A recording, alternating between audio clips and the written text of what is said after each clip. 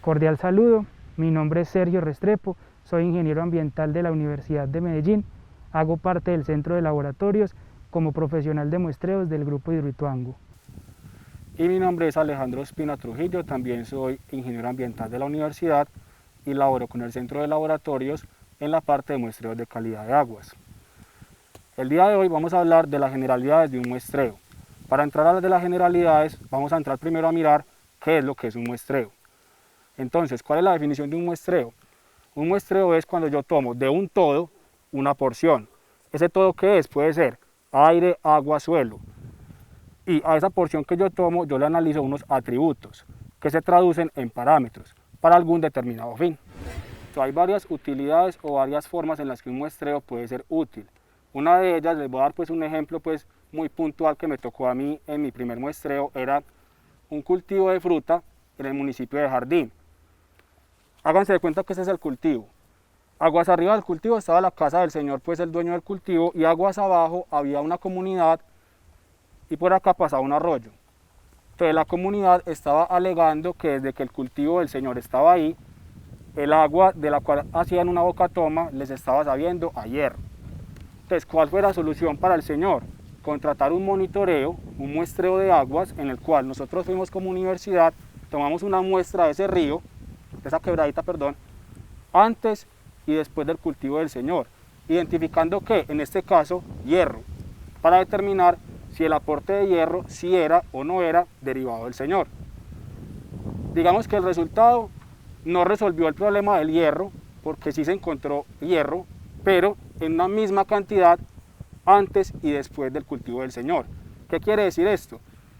Que el aporte del cultivo en cuanto a hierro no venía del cultivo del señor, sino que venía aguas arriba. Entonces, esto es un ejemplo de cómo un muestreo puede solucionar un problema social. Otro de los ejemplos más vistos es con el tema de las corporaciones autónomas regionales. Sabemos que todas las empresas y todos los predios que requieren un permiso de ocupación de cauce y de vertimientos necesitan pedir estos permisos ante las corporaciones. Si nosotros realizamos bien estos muestreos, nosotros gracias a esto podemos disminuir la tasa de ocupación del agua y también la cantidad de dinero que pagamos por los vertimientos. Entonces es importante este tipo de análisis porque gracias a esto podemos determinar cuánto estamos contaminando y gracias a eso cuánto debemos pagar por lo que estamos contaminando. Vamos a hablar de los tres tipos de muestreo que existen. Tenemos muestreo puntual, muestreo integrado y muestreo compuesto. El muestreo puntual se hace básicamente en quebradas como estas. Pequeños tramos de agua donde podemos tomar muestras con un balde, tomando una muestra puntual con el fin de identificar unas características en un momento dado, en un tiempo dado. ¿Con el fin de qué? De determinar sus características físico-químicas para saber qué puede estar pasando o qué puede estar ocasionando alguna afectación o por el contrario para determinar si sus aguas son aptas para algún consumo en especial. Este muestreo puntual se realiza principalmente en este tipo de fuentes donde no hay afectaciones por descargas de aguas residuales. Es decir, que si yo realizo un monitoreo a esta hora, o en 2 horas, o en 3 horas, o mañana, muy posiblemente las condiciones no vayan a cambiar por descargas de aguas residuales domésticas o no domésticas. Por otro lado, existen los muestreos integrados. Estos muestreos por lo general se realizan en ríos de gran tamaño. Entonces no es lo mismo meter un balde en esta quebrada donde vamos a ocupar casi todo el ancho de la misma a meter un balde en un río como el río Cauca. Este balde en un río como el río Cauca se va a perder y por tal razón necesitamos tomar más submuestras de agua con el fin de tomar todo el ancho de la misma y poder determinar todas esas condiciones en cada uno de los lados. Por lo general, en los ríos grandes como el Cauca, que se utilizan monitoreos integrados, se trabajan tomando muestras en una de las orillas, en el centro y en la otra orilla, con el fin de captar todo lo que está sucediendo en ese tramo de la fuente. ¿Por qué?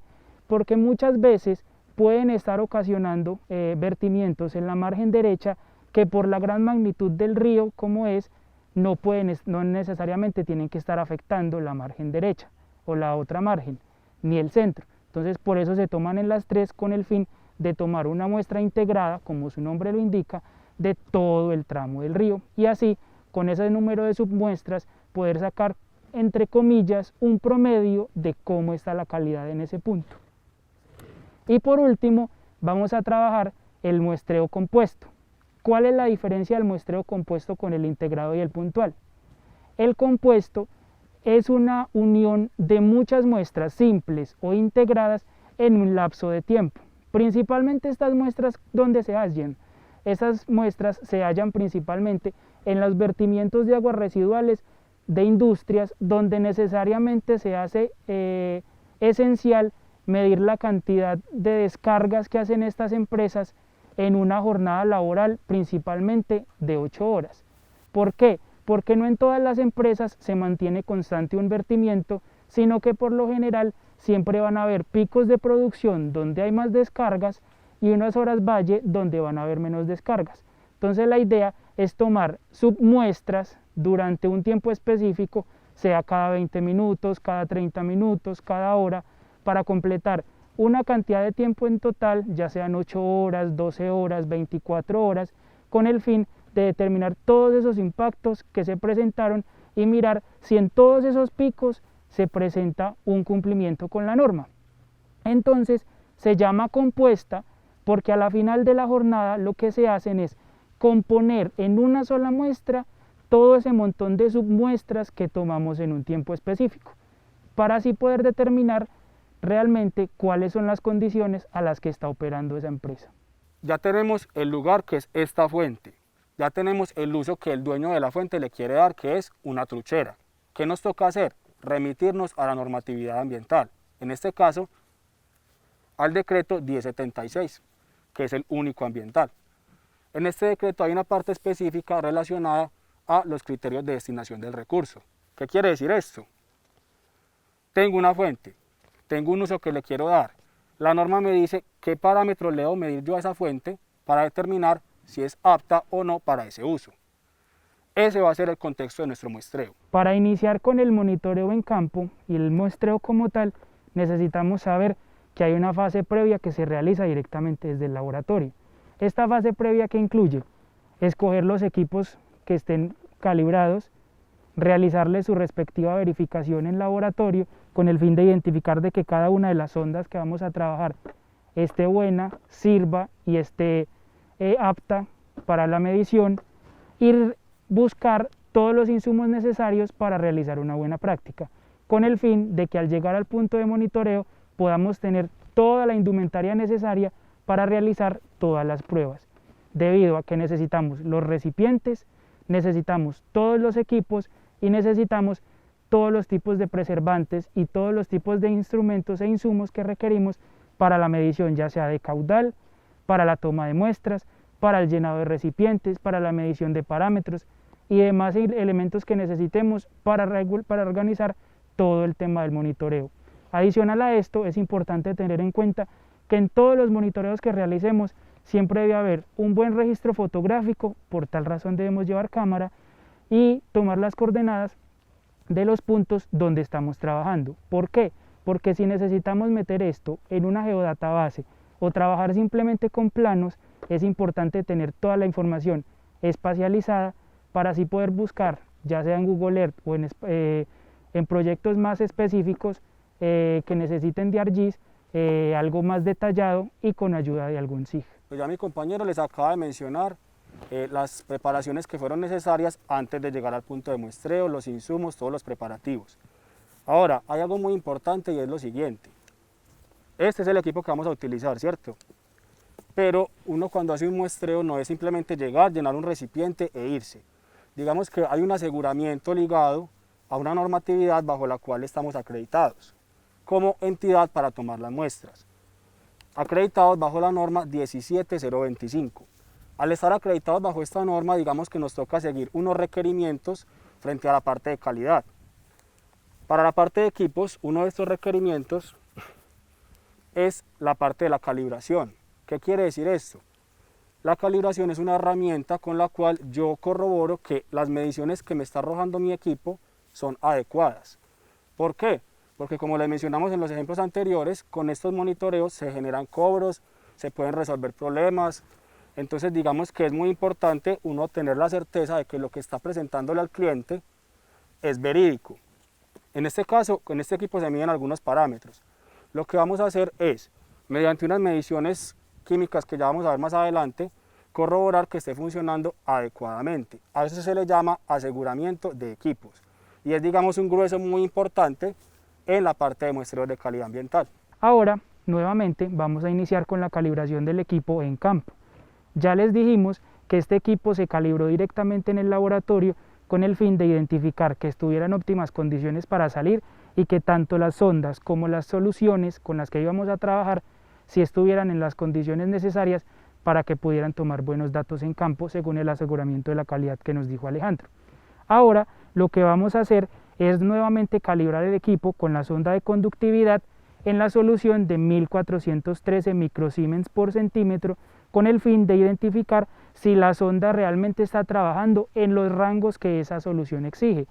Esos rangos son calculados directamente en los laboratorios de acuerdo a una trazabilidad que se le hace a las sondas y a las soluciones, midiendo muchas veces con el fin de identificar cuáles son las desviaciones por encima y por debajo de los 1413. Entonces, lo que está haciendo Alejandro es simplemente volviendo a calibrar el equipo para ver cuál es el valor final que nos está dando el equipo y si llega a cumplir con estos límites que nos presentan estos formatos, que son los formatos que cada laboratorio debe tener entre su control de inventario, podemos decir que el equipo ya está listo para medir conductividad en campo. Ahora vamos a calibrar la sonda de pH. Lo que está haciendo Alejandro es verificar la sonda de pH con los 3 recipientes que hay en la margen de allá del equipo, que es el pH de 4, 7 y 10. pH de 4 que es el que tiene en la mano, y la idea es que este se calibra con esas 3 soluciones debido a que como tiene un rango tan amplio necesitamos sacar una curva y la ecuación de esa curva con el fin de identificar las posibles desviaciones que cada una de las sondas va a tener y de las soluciones. Entonces ya midió con la de 4, viene e enjuaga nuevamente la sonda con el fin de no contaminar la nueva solución y prosigue a medir la solución de 7, que es la de color amarillo. La idea es que al ir calibrando estas soluciones y la sonda, le estamos diciendo al equipo más o menos entre qué rangos y qué rangos se debe mover y la forma en la que el equipo debe funcionar. Entonces, si el equipo logra identificar la de 7 como 6.5, en este caso le estamos diciendo al equipo, no, eso no es 6.5, eso es 7. Nuevamente enjuaga la sonda y por último coge la solución rosada, que es la de pH 10. Realiza nuevamente el procedimiento y al finalizar el equipo nos arroja una desviación y nos arroja el porcentaje de error o el porcentaje de separación de esos valores. 98%. Listo, entonces él nos dice que la confiabilidad de las muestras que tomó en ese equipo es del 98%. Nuevamente miramos el formato y nos dice que 98% entra en el criterio de la calibración y por ende el equipo ya está listo para medir pH en campo. Por último, vamos a realizar la calibración de la sonda de oxígeno. Esta sonda se calibra diferente a las demás debido a que esta no es directamente con una solución como las otras, sino que es directamente con este Winkler. Lo que hacemos con el Winkler es llenarlo con un poco de agua destilada y saturarlo, es decir, agitarlo lo más que se pueda y saturar su concentración de oxígeno dentro del Winkler con el fin de que logremos llegar a 100% de saturación en esa sonda. Entonces en este momento lo que Alejandro está haciendo es calibrando para identificar que esa sonda está midiendo el 100% de saturación de oxígeno dentro del Winkler.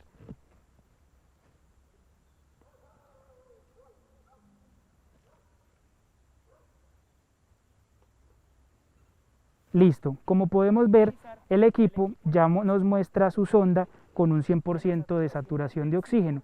Por ende, ya la sonda está ajustada y calibrada para medir en campo, debido a que ya nos identificó que dentro de ese Winkler la saturación del oxígeno estaba en 100%. Lo que estamos viendo en estos momentos es el ejercicio de purgar el recipiente. ¿Qué quiere decir esto? Ustedes ven que Sergio está haciendo como una especie de lavado del balde con el agua de la misma muestra y la va a descartar. ¿Esto para qué es?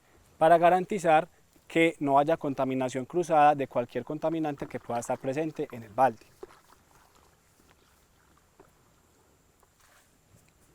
Otra de las cosas que podemos ver es que Sergio está ubicado aguas abajo del flujo de la corriente.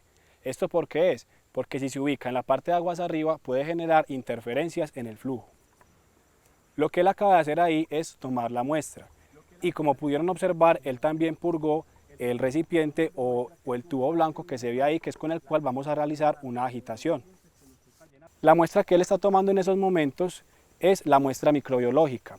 ¿Por qué esta muestra se toma directamente de la fuente? Esto es debido a que por las condiciones de los parámetros que se van a analizar, que en este caso son los microorganismos, debemos garantizar, teniendo en cuenta que microorganismos están presentes en el aire, en el suelo, en el agua, que los que vayamos a colectar sean netamente de la muestra de agua que vamos a tener acá presente para este muestreo. Entonces lo que él hizo fue dejar una columna de aire. Esto es debido a que, como les acabo de indicar, estamos muestreando en este recipiente organismos vivos, aerobios, que requieren de oxígeno para subsistir. Si él llena el recipiente completamente, lo que sucedería es que al momento de que los del laboratorio analicen los parámetros, o en este caso los microorganismos, no va a haber ninguno porque pues, necesitan oxígeno para vivir. Una vez tomada la muestra, nos subimos a un lado de la fuente y lo pasamos a un balde aforado. Este balde en el que está purgando el compañero en estos momentos no fue con el que tomamos la muestra debido a que pues, por la naturaleza de la fuente no cabía, pero es un balde que tiene una perilla y que también está calibrado con una ecuación para determinar la cantidad de agua que hay a partir de una altura medida. Como cualquier insumo que entre en contacto con la muestra, este balde también lo vamos a purgar para evitar contaminación cruzada.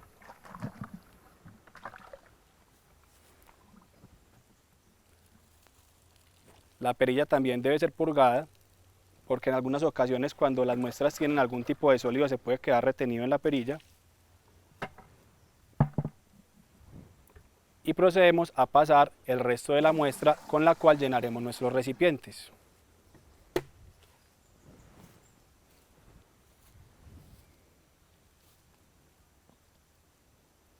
Esta varilla va a servir para agitar la muestra al momento de que se estén llenando los recipientes. Esto se hace con la finalidad de garantizar homogeneidad de la misma al momento del llenado de los recipientes. Los recipientes también deben ser purgados. Acá debemos tener en cuenta, como lo mencionó mi compañero anteriormente, que estos recipientes vienen con una preparación desde el laboratorio, relacionada al análisis que se va a analizar, valga la redundancia, dentro de cada uno de estos recipientes. Si el recipiente fue purgado, quiere decir que el análisis que se va a solicitar al laboratorio permite que se haga el ejercicio de purga.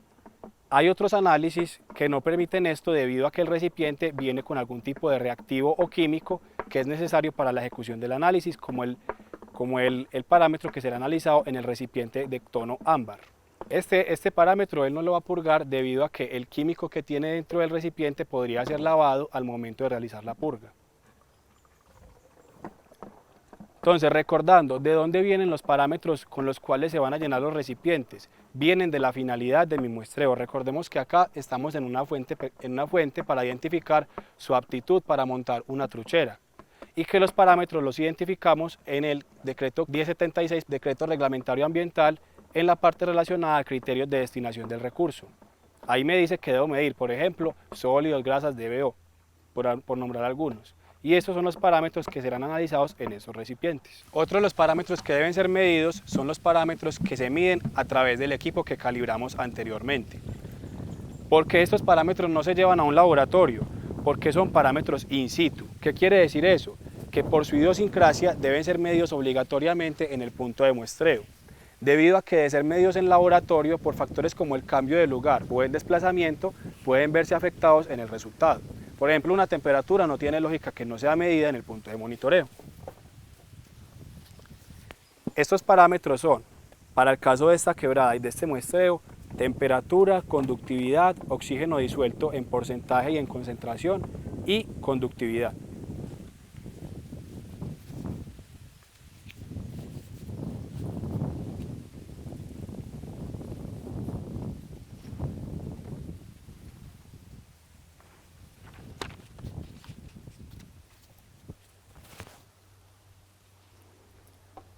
Muy importante tomar el registro de las mediciones obtenidas en el equipo, obtener una información relacionada al contexto del punto de monitoreo, la nubosidad, la presencia de algún tipo de intervención antrópica, la tonalidad del agua, si el fondo es visible o no es visible, si hay algún tipo de película de grasas, si hay ganado cercano o no, porque todo este tipo de detalles pueden subsanar cualquier tipo de resultado que se pueda obtener al momento de que el laboratorio entregue su informe.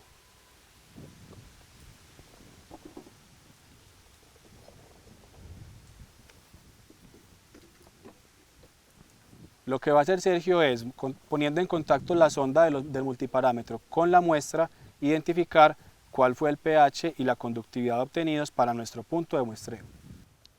Como se puede observar en la pantalla, la conductividad obtenida fue de 598 microsiemens sobre centímetro y el pH de 7.74. Esto digamos que es acorde, ya que pues, en cuanto a la experiencia, las fuentes naturales que están poco intervenidas como esta, recordemos que en una situación hipotética estamos en una parte alta, en un predio de una finca, los pHs de las fuentes naturales tienen una tendencia a la neutralidad. Una vez tenidas las mediciones de pH y conductividad, ahora vamos a proceder con la medición de oxígeno disuelto.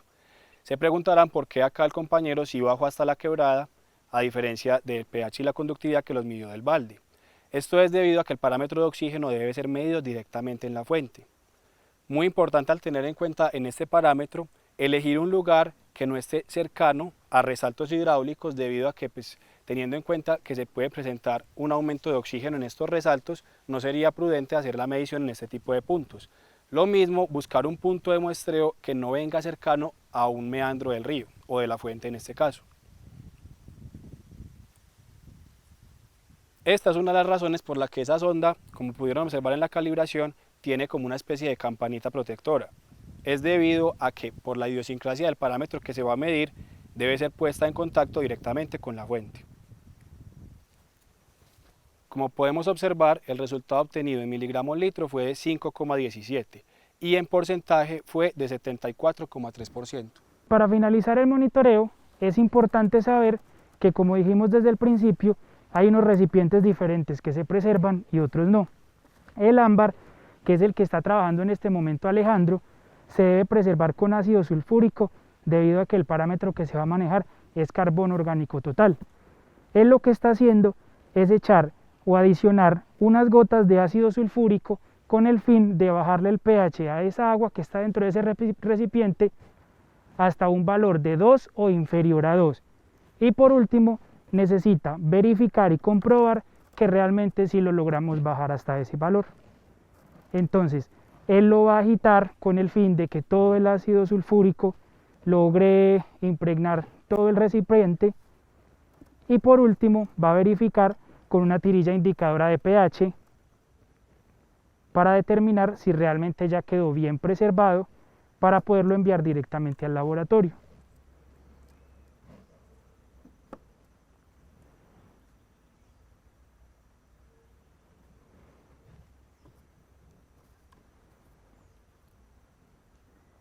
Por último, vemos que la coloración de la tirilla indicadora en la parte de abajo se tornó rojo oscuro, casi tirando a morado. Eso indica que está en este rango de acá, que está entre 0 y 2. Significa que logramos bajar el pH hasta 2 o inferior a 2, por lo tanto, esa muestra quedó preservada. Para finalizar el monitoreo, es importante tener presente que todas estas muestras deben ir directamente a una nevera refrigerada.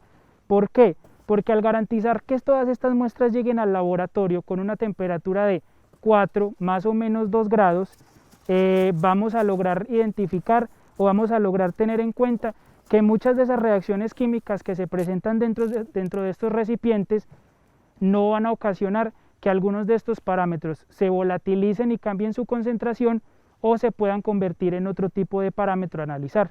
Por eso, siempre se deben refrigerar.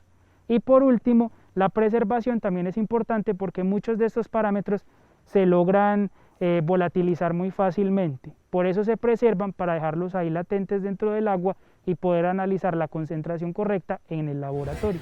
Una vez terminado el muestreo, lo que queda es ir al laboratorio, entregar las muestras y esperar los resultados por parte del laboratorio para hacer el informe.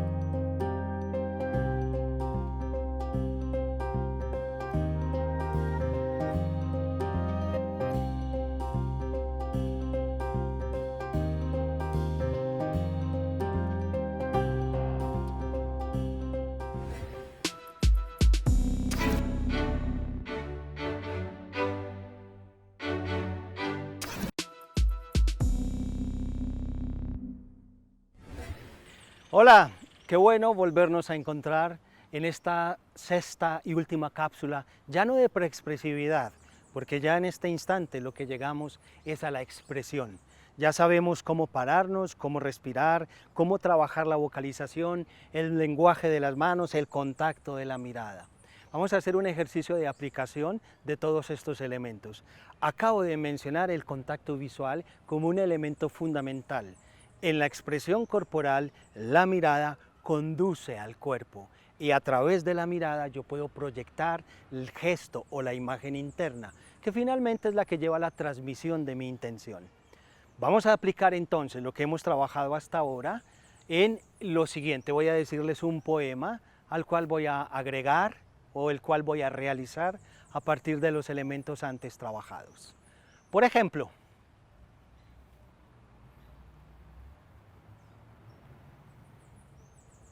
sin oír hablar ni ver, en noche continua estoy. Si nada antes de ser soy, ¿qué seré después de ser? Mas no quiero saber. Confusa naturaleza, ni ser quiero, que es tristeza mi ser anticipada. Ser que acabe siendo nada, ser que siendo nada empieza.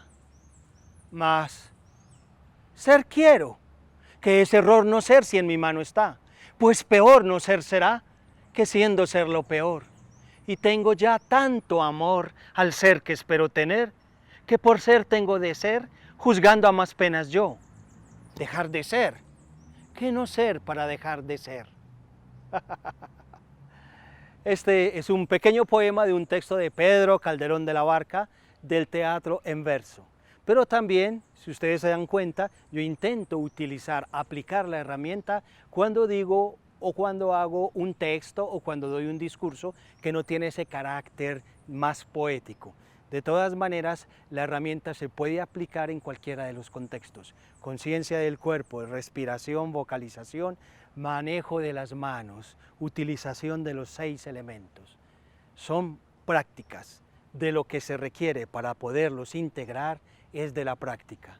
Así pues, que esta sea una invitación para que ustedes los practiquen y los utilicen cuando les corresponda un trabajo de expresión en público.